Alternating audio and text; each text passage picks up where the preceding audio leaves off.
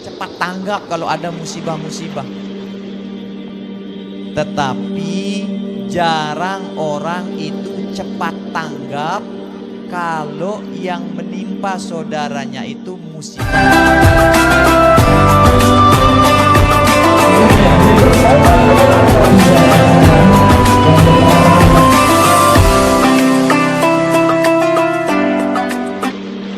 Itu musibah akhirat. Amun dengan kebakaran, baik itu gempa, lagu amunara saudarana niki di nuah sembayang. Ada warganya tidak bisa baca Al-Quran, ada tetap majelis, tidak peduli. Padahal itu musibah yang lebih besar dari sekedar banjir.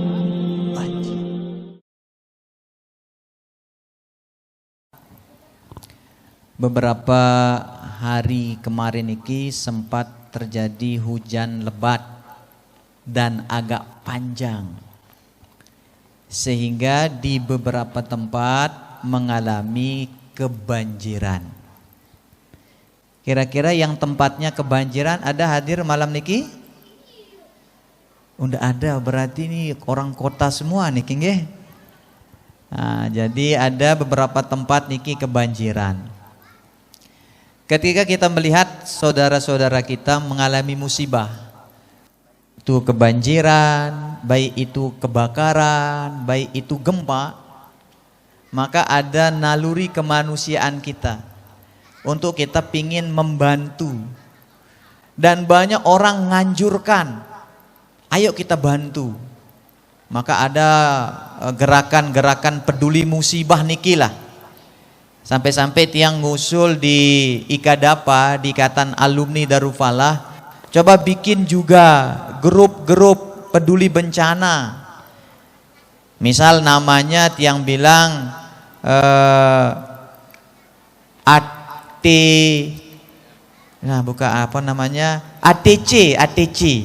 Kan ada namanya ACT niki, aksi cepat tanggap. Kalau kita bikin juga ATC tiang bilang aksi tanggap celaka. Nah, tapi kata celaka niki kurang diganti ya jadinya ATM, aksi tanggap musibah. Supaya kita cepat tanggap kalau ada musibah-musibah. Tetapi jarang orang itu cepat tanggap kalau yang menimpa saudaranya itu musibah akhirat. Namun dengan kebakaran, kebanjiran, pokoknya musibah alam niki berbondong-bondong datang bantuan. Lagu amunara saudaranya niki di nuah sembayang.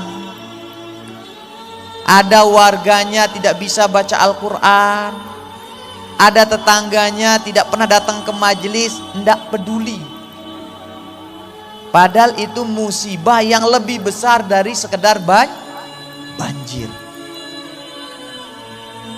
Nah, seharusnya kita ini para pecinta majelis ini, apalagi kita nih akan memasuki atau sudah berada di tahun ke-6, yang insya Allah ulang tahun kita yang ke-6 nanti akan jatuh pada bulan Agustus. Kalau kita pakai tanggal 15, maka akan jatuh tepatnya tanggal 24 Agustus malam Selasa. Mudah-mudahan sudah tidak ada pembatasan-pembatasan lagi, sehingga kita bisa seperti biasa keluar berdakwah. Cuman tiang pingin nanti di ulang tahun kita itu semua kita ini berseragam, supaya ada bedanya mana sih orang yang mau menghadiri majelis sama yang bukan, atau mana orang yang sudah dari dulu menghadiri majelis sama yang baru-baru kelihatan. Jadi Bu pakai seragam jilbabnya, nanti bapak-bapak kita carikan lah, okay? Supaya berseragam kelihatan. Ini yang pertama. Kemudian yang kedua, Allah Subhanahu wa taala dalam Al-Qur'an berpesan kepada kita, a'udzubillahi minasyaitonirrajim, bismillahirrahmanirrahim. Ya ayyuhalladzina amanu qu anfusakum wa ahlikum naro. Wahai orang-orang yang beriman, jagalah dirimu dan keluargamu dari api neraka. Yang mana keluarga? Keluarga itu kalau kita pakai konsep, nah niki kebetulan beliau niki Al Mukarram Tuan Guru Haji Muhammad Mustabar niki mantan pegawai BKKBN.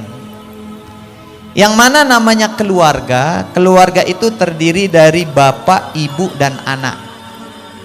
Itu makanya kalau penunggu buka Al-Quran, surat ketiga itu surat apa? Ali Imran. Surat ketiga surat apa? Surat ketiga surat apa Bapak?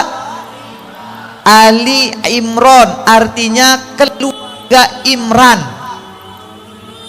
Berada di urutan yang ketiga, keluarga Imran, karena keluarga itu terdiri dari tiga golongan: bapak, ibu, anak. Ada keluarga kan mertua, ada mertua. Mertua itu siapa? Ibu atau bapaknya dari pasangan kita. Oh kan ada cucu. Cucu itu siapa? Anaknya dari anak kita. Sehingga tidak keluar dari tiga golongan ini. Bapak, ibu, anak. Ada disebut yang namanya mertua, ada menantu, ada cucu, ada ipar, ada pisah dan segala macam. Intinya tidak keluar dari tiga niki. Dan perintah Allah Subhanahu wa taala, kalau tidak bisa menjaga banyak, minimal kita menjaga keluarga kita. Dan yakin tiang bapak-bapak, ibu-ibu, semua orang itu mendambakan keluarga yang bahagia. Kalau dia jadi anak, yang paling membahagiakan dia niki kalau ngelihat ibu bapaknya akur. Inakna amakna niki saling puji, ya adik, si bagis ke Mosbi.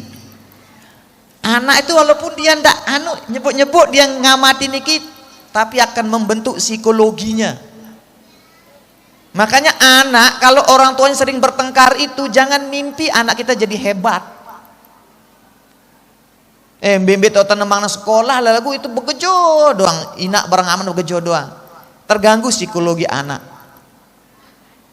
Orang tua ndeknya tahu bahagianya ketika melihat anak-anak yang berbakti. Bahagia dia. Begitupun istri atau suami pasti mendamba pasangan yang baik. Istri mimpi dia, adik pedang semama yang penuh cinta, kata-katanya lembut, setiap hari ngasih hadiah. Suami juga mikir gitu. Saya mendamba seorang istri pulang kerja capek, wah siapang makan siang, kopi, teh, susu. Nggih, bekak Melinda. Tangagi ang susu atau ngagi ang iri. Jadi luar biasa. Tapi ketika kita tidak mendapatkan yang seperti ini, jangan sampai kita lupa kunci dua tadi masalah kita. Wasta'inu bisabri wassalah. Jangan lupa, ini kata kunci kita. Baginda Nabi besar Muhammad SAW, bapak-bapak, ibu-ibu tiang, itu contoh terbaik. Jadi posisi apapun kita di rumah tangga, amunara dengan kanggo ngomeang seninakna, maka Nabi paling berhak. Amunara dengan kanggo jajah seninakna, Nabi paling berhak. Kalau ada orang boleh pukul istrinya, Nabi paling berhak. Tetapi jangankan pukul, jangankan bentak, Nabi bangunkan istri tidur aja ndak pernah. Nguresang seninakna tinduk, Nabi di wah. Bapak-bapak, guyung ngurusang tinduk kadang-kadang tendang teh ya. Kamu tinduk doang. Niki, kalau suami kita kayak gini bapak-bapak, ibu-ibu khususnya, nggih, maka berdosa ibu-ibu kalau durhaka sama suami kayak gini, yang menjalankan kewajibannya, nganjurkan kita bagaimana dekat kepada Allah Subhanahu wa taala. Sampai-sampai Nabi bilang apa dalam sebuah sabdanya? ande nak kanggo manusia sujud tipak manusia, maka gunku perintahang senina sujud tipak semamakna. Semamak yang gimana? Semamak yang jalankan kewajibannya. Dendek lun semamak dalilnya doang kaduna. No, tak biling Nabi, ande nak kanggo dengan sujud di pak manusia, kamu sujud di pale aku. Jelap idak nainku. Kalau ketemu suami yang kayak Nabi, ya jadilah anda seperti Khadijah. Kalau anda seperti Khadijah, maka akan ketemu suami seperti Nabi. Kalau anda mencontoh bagaimana Nabi jadi kepala rumah tangga, anda akan ketemu Khadijah. Lalu bagaimana kalau mohon maaf, suami saya tidak ideal, istri saya tidak ideal? Apa kita akan sesali itu? Jangan. Karena itu sudah takdir kita. Jangan pernah ada kata nyesel aku merarik barang sida.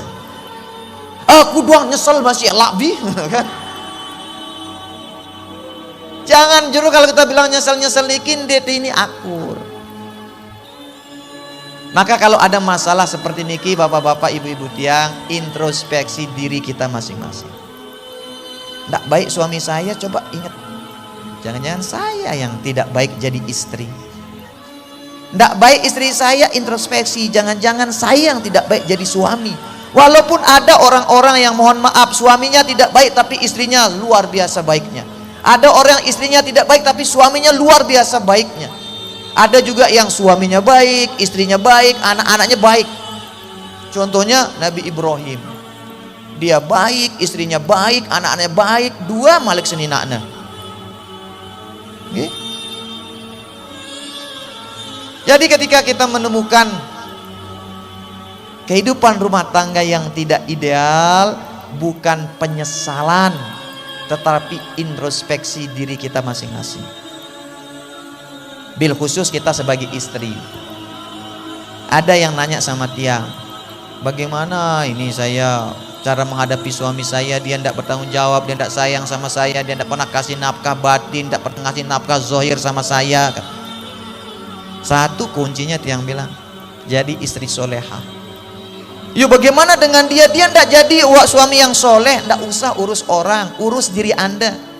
Jadi istri soleha. Seperti lagu yang kemarin, duhai ibu berjilbab merah, cantik manis senyum mereka, kalau jadi wanita soleha, bidadari surga pun kalah. Duhai ibu berjilbab biru, suruh seragam kok tidak mau, katanya cinta majelis ilmu, suruh nyumbang ragu-ragu.